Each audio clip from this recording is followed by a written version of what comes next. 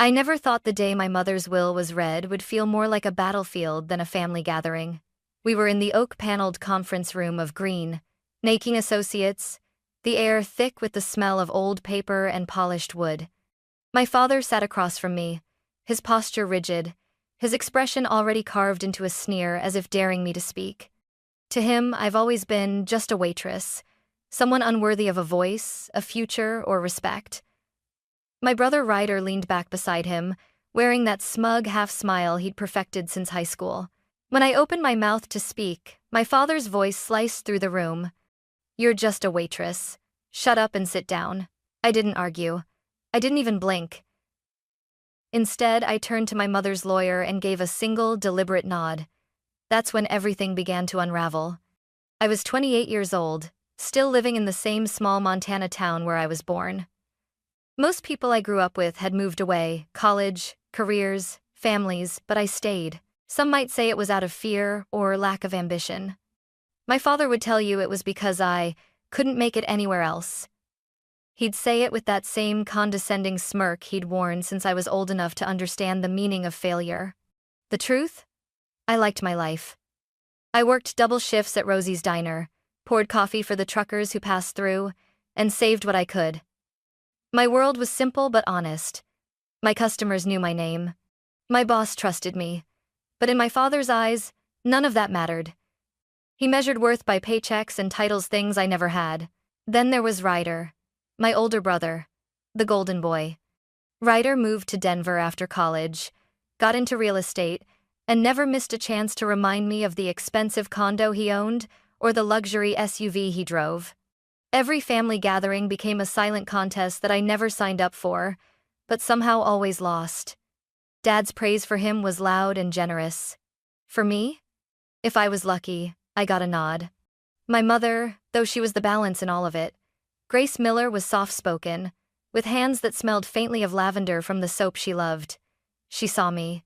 Not just the apron and the small apartment above the laundromat, but me. She'd tell me, "Paisley, you have more grit than both of them combined," and I'd believe her, if only for a moment. Things started to change 2 years ago when Mom was diagnosed with breast cancer.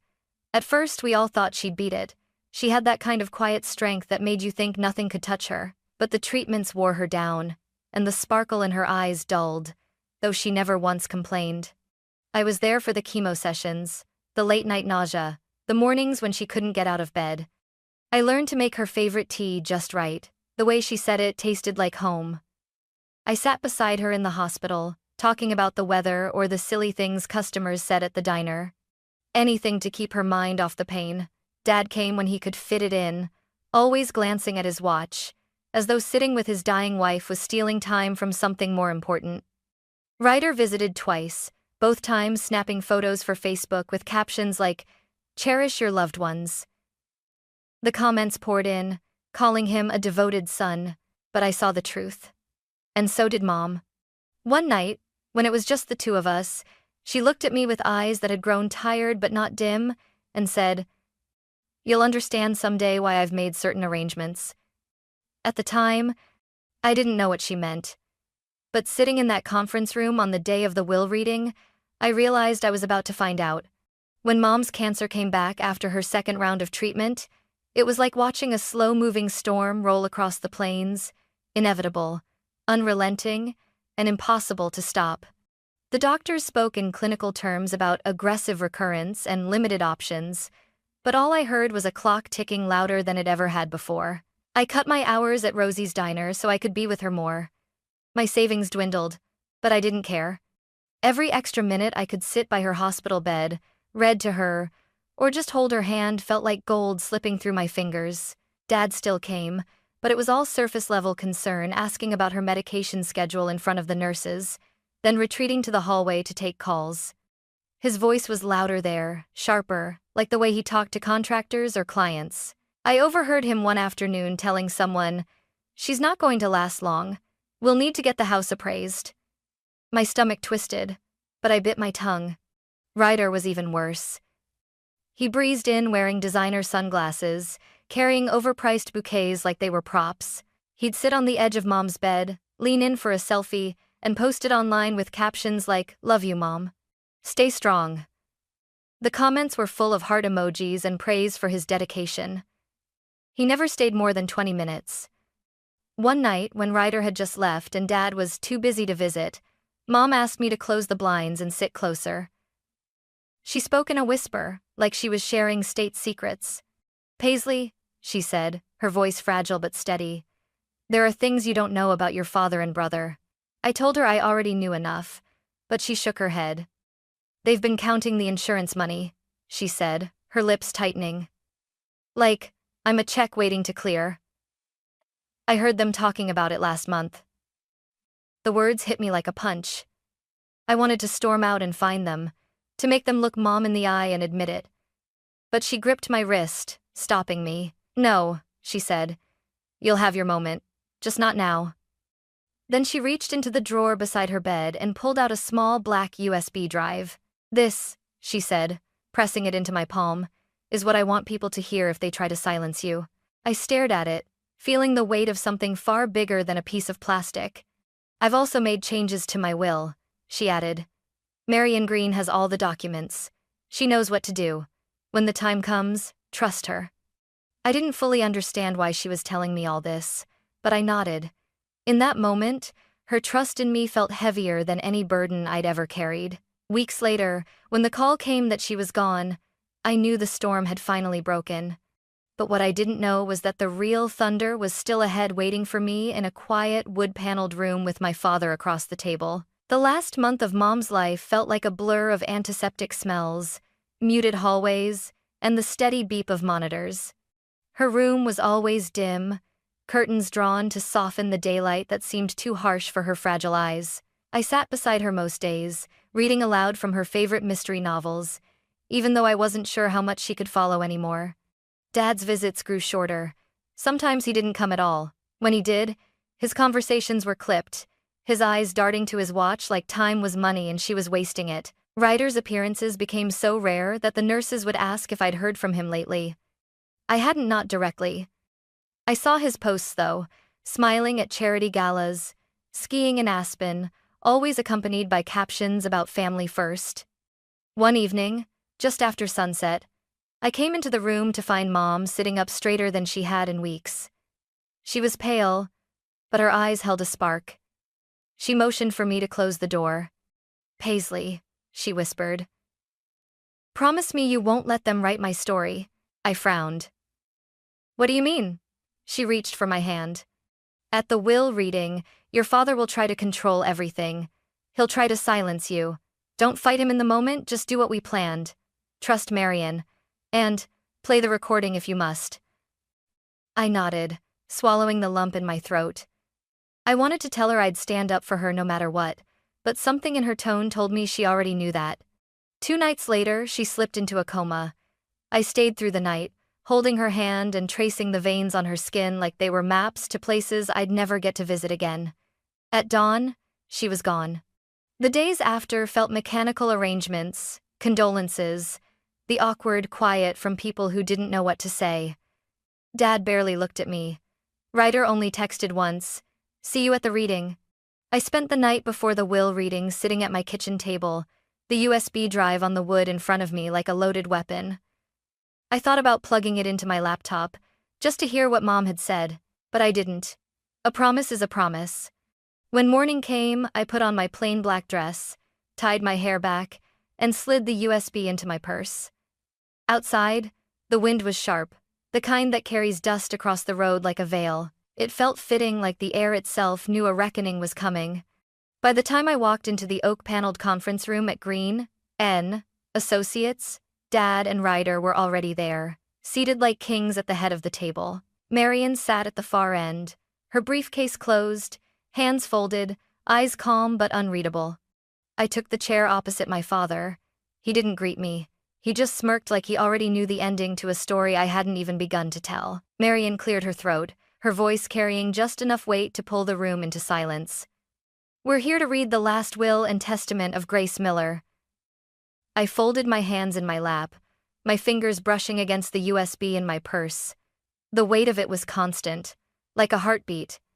Dad leaned back in his chair, arms crossed, looking every bit the man in control. "Let's not drag this out," he said. "We all know what it's going to say." Ryder chuckled, low and smug.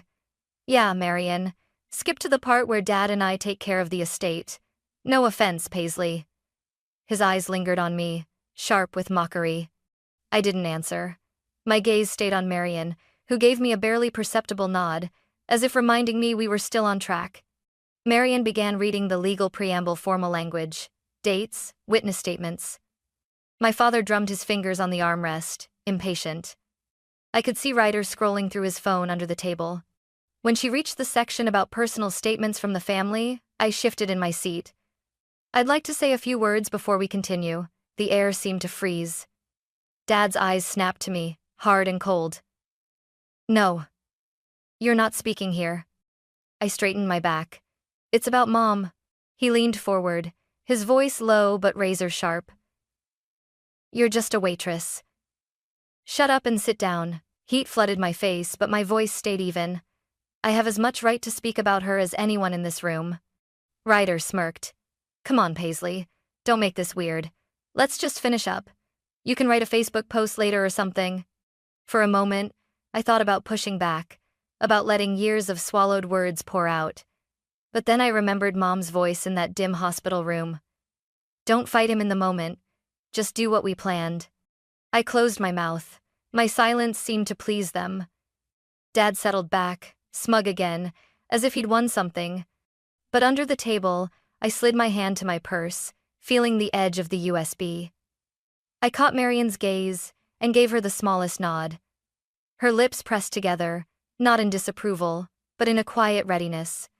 She turned the page in her folder and said, "Before we proceed to the distribution of assets, there's an addendum we need to address, one that Mrs. Miller specifically requested be heard aloud in the presence of all beneficiaries." Ryder stopped scrolling his phone. Dad's drumming fingers stilled. Marion glanced at me. I reached into my purse and set the USB on the table. Its small black shape seemed to grow heavier with the weight of the room's attention. "This," I said, quietly, "is Mom's voice, and she wanted you both to hear it." I pushed the USB toward Marion. She took it without hesitation, sliding it into the small speaker device she'd placed beside her legal folder. The soft click of the port locking in seemed louder than it should have been. The screen on the speaker lit up. Marion pressed play. At first, there was only the faint rustle of movement paper, maybe, or fabric. Then my mother's voice filled the room. "This is Grace Miller," she began. Her tone was calm, deliberate, the way she used to speak when she wanted you to really listen. "If you are hearing this, it means I am no longer here to say these words myself." Dad shifted in his chair, his jaw tightening. Ryder leaned forward, his brow furrowing. "I have spent my life in this family," Mom continued, "loving 2 children and sharing a home with a man I once believed I knew. But in my last year, I learned hard truths about both my husband and my eldest son, Ryder." The room was still except for her voice. "I know you spoke about me as if I were already gone. I know you discussed the insurance payout and how it would be divided. You spoke about it not with grief, but with anticipation." Dad's hand gripped the arm of his chair. "This is out of context," he muttered. Mom's voice didn't pause. "I want everyone here to know that while my daughter Paisley may not have the titles or the income you value, she has been my anchor. She was by my side for every treatment, every sleepless night, every moment I needed someone to hold my hand. She is the one I am most proud of." My throat tightened, but I kept my eyes on the table. "To my husband and to Ryder," she said, her voice cooling like steel. "You will receive nothing from my estate. I have amended my will so that my home, my accounts, and my insurance will go solely to Paisley. This is not done in spite, but in justice. You did not value me when I lived. You will not profit from my death." Ryder's face reddened. "This is ridiculous." Marion held up her hand. "Let the statement finish." The recording ended with Mom's voice softening again. "Paisley, my love, live your life free of their judgment. And remember, if there is another life, I would still choose to be your mother." Silence followed, heavy and thick. When Marion removed the USB, the room felt smaller, as if the walls had moved in. Dad's face was pale. Ryder's leg bounced under the table. Neither of them looked at me. Marian set the USB gently on the table between us. "Now," she said, her voice steady, "we will move on to the reading of the revised will." Marian didn't waste time. She adjusted her glasses, opened a slim leather folder, and began to read. "This is the last will and testament of Grace Miller, drafted and notarized on the 14th of March, in the presence of 2 legal witnesses." Her voice was precise, each syllable a nail in the coffin of my father's confidence. Clause 1. All outstanding debts and medical expenses shall be paid from my estate prior to distribution. Clause 2. My primary residence at 418 Willow Creek, valued at $420,000, is to be transferred in full ownership to my daughter Paisley Miller. Dad leaned forward abruptly. "Hold on, that's the house. Our house." Marian didn't acknowledge him. Clause 3. The contents of all bank accounts held solely in my name, totaling $212,000, will be transferred in full to my daughter Paisley Miller.